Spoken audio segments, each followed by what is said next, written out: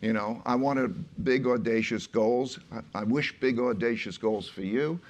Go after your goals, and on your way to your goals, you're going to encounter your problems and your failures, right? That's going to happen. Otherwise, you just go straight to your goals. No, that's the learning process. You encounter your failures. Failures is part of the learning process. From the failures, what I found was great is I started to think of failures as lessons. I started to think of them as puzzles rather than develop emotional reactions to those failures.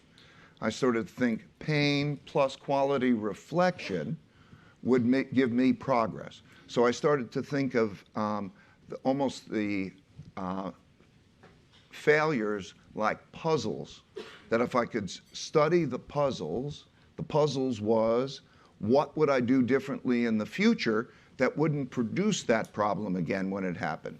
So, and then I would reflect, well, what was that would be my principles. What would I do differently in the future? If I solved that puzzle, I would get a gem. And the gem was principle, a principle to handle it better in the future, because failure is a learning process. It's an essential part of the learning process. If you can realize that and you write down those principles, write them down, it's been fantastic. So I learned those principles, and then it would help me improve, and then I would go on to more audacious goals. And I look at evolution, personal evolution, almost every evolution of a company, evolution of everything, as being this constant looping process that I sort of think of as this 5-step process, right? In other words, to be successful, you have to do 5 things. First, you have to know what your goals are and go after those goals. Be clear on your goals. And you will encounter problems on the way to those goals. Those will be your barriers, okay? They're your tests now. Don't just emotionally complain. Think about them as your problems.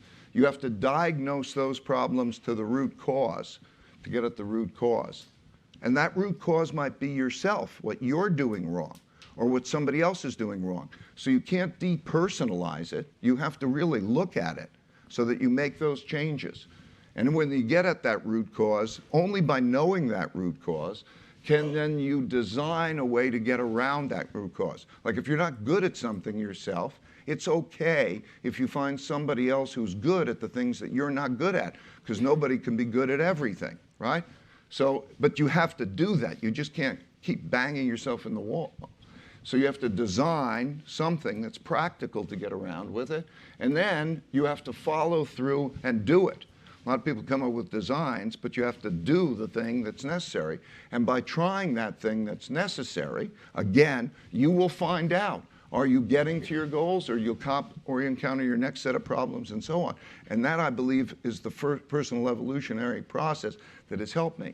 Those rules that I was able to write down, and that you can get in this book, Principles, which is why I'm passing them along, those rules, we were actually able to then put into algorithms and build decision-making processes that replicate the brain. We'll